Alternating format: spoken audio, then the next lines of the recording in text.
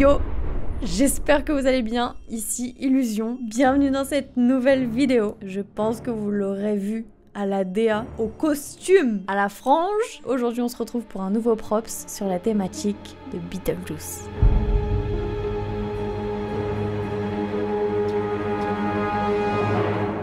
C'était impossible pour moi de passer à côté de la sortie au cinéma de Beetlejuice, la suite de Beetlejuice, pour vous en faire un épisode de props. Tout simplement parce que c'est un film qui m'a mis une claque, comme avaient pu le faire Mars Attack et Charlie et la chocolaterie, mais aussi parce que comme beaucoup de personnes qui travaillent dans le cinéma, c'est un peu un rêve de travailler pour des univers aussi riches que ceux de Tim Burton, parce que t'as à la fois une certaine liberté créative et en même temps t'as un vrai parti pris assumé au niveau des couleurs, des ambiances et du ton du film. Bref, du coup j'ai sauté sur l'occasion d'aller le voir en avant-première au Grand Rex pour prendre, je vous l'avoue, un petit peu d'avance sur vous et avoir le temps de vous préparer cet épisode avant que vous puissiez aller le voir au cinéma. D'ailleurs, je vous promets, il n'y aura aucun spoil dans cette vidéo. Le but, c'est vraiment de vous donner envie de vous plonger dans l'univers et pas de vous raconter toute l'histoire. Il y a un truc, par contre, que je peux vous faire assez rapidement et qui vous permettra de situer un petit peu plus Tim Burton si vous ne le connaissez pas encore ou alors si vous voulez en savoir un petit peu plus sur lui. Tim Burton, c'est un réalisateur qui est connu pour ses films aux influences gothiques, parfois presque horrifiques. Très inspiré par l'expressionnisme allemand et le surréalisme, il aime jouer sur des déformations de la réalité, ce qui nous donne souvent des décors qui ont l'air de sortir tout droit de ses rêves.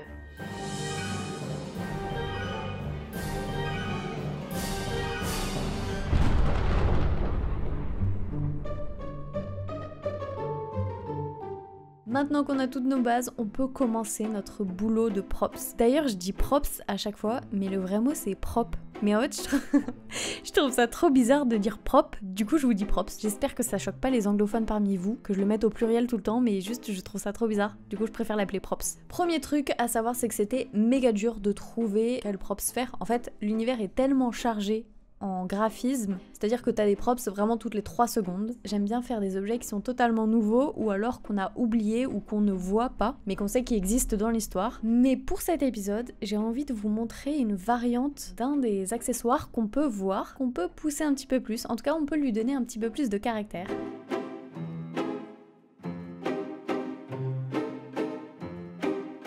Je ne vous spoil rien si vous connaissez Beetlejuice parce que c'est déjà un accessoire qu'on a dans le premier film. Pour vous situer un petit peu la scène, on est dans une sorte de purgatoire. Ça prend l'apparence d'une salle d'attente un peu administrative où chaque personne doit prendre un ticket pour attendre son tour en gros. C'est exactement le même principe que quand tu prends ton ticket à la boucherie à Carrefour et que t'attends ton tour. Je trouve que cette idée, elle fonctionne déjà hyper bien. C'est hyper drôle de se dire que même une fois que t'es mort, tu vas continuer à faire la queue. Mais je me suis dit, ce qui serait encore plus marrant, c'est qu'il soit un petit peu plus personnalisé. De base, ce soit un rouleau qui soit vierge et que le comique de l'objet, c'est qu'il se dévoile sous les yeux de cette personne une fois qu'il l'a tiré, avec toutes les informations qui le concernent personnellement, son identité, la raison pour laquelle il est mort. Parce que souvent, quand t'arrives dans cet endroit, les personnages, ils savent pas vraiment pourquoi ils sont là, qu'est-ce qui s'est passé. Ça leur fait un déclic direct une fois qu'ils voient ce papier. Voilà, ça c'est mon idée. Pour l'aspect formel, j'aimerais bien rester dans ce ticket de boucherie là. Et au niveau des références visuelles, j'en ai eu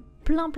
En vérité, ça fait un petit moment que je me mets des tickets de côté. Je trouve que c'est des objets graphiques qui sont hyper inspirants, notamment en termes de typographie. Il y a des vieux tickets de concerts, de transports en commun. Ça, c'est ce que j'ai avec moi. Et maintenant, comme je vous le dis, il reste plus qu'à déterminer notre forme et ensuite la sorte de mise en page qu'on va utiliser.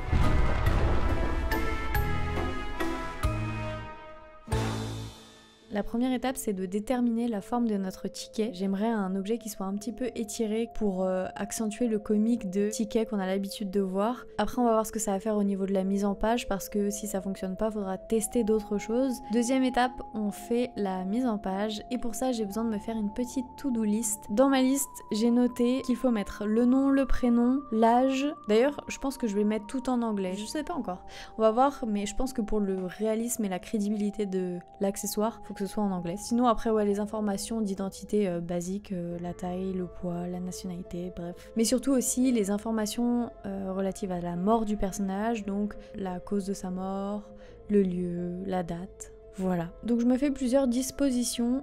Le but en fait c'est de trouver comment je vais pouvoir agencer différemment toutes ces informations, sachant qu'il va y avoir des textes plus ou moins longs, va y avoir le numéro qui lui va être très long. Je pense que je vais vraiment avoir un jeu de typographie. Dans ces tickets là et dans les références que j'ai trouvées, il y a vraiment plein de typographies différentes. Des jeux de couleurs aussi pour mettre des éléments un petit peu plus en avant que d'autres. Pour l'instant, le croquis qui me convainc le plus, c'est celui du centre. C'est vraiment celui que je trouve fonctionne le mieux. J'aime bien celui d'à côté aussi avec le nom et prénom de côté, mais je sais pas si je vais garder ça. J'ai fait un tour sur Adobe Font et aussi sur mes typos que j'avais sur mon ordinateur pour en tirer des typos qui me semblaient être le plus en accord à la fois avec le style de Tim Burton, mais aussi avec les types de tickets que j'ai vus. Et au final, mon choix s'est comporté sur pas mal de typos. Gardez, Anisette, Sutro, Modesto, Jean, Copperplate, Madron, Casablanca, URW. Qui sont des typos vraiment toutes magnifiques. Je les adore toutes. Je pense qu'on a tout ce qu'il nous faut maintenant pour faire la version finale de notre ticket. Je vois déjà presque à quoi ça peut ressembler dans mon cerveau, mais maintenant il va falloir laisser la magie opérer et espérer que j'arrive à retranscrire tout ce que j'ai dans la tête. Normalement ça devrait être cool.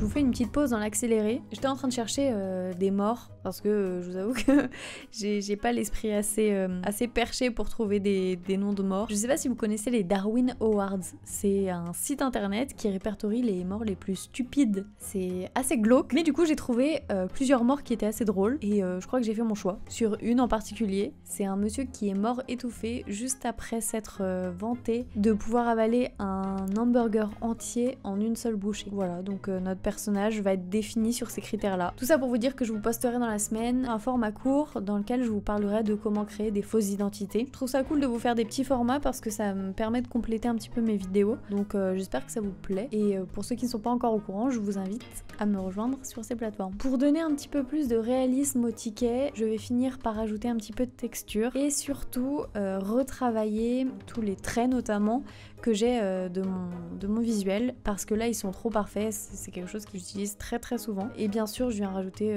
des effets de papier et d'encre un petit peu partout pour donner un petit peu plus vie à ce ticket de la mort. C'est un beau jeu de mots ça.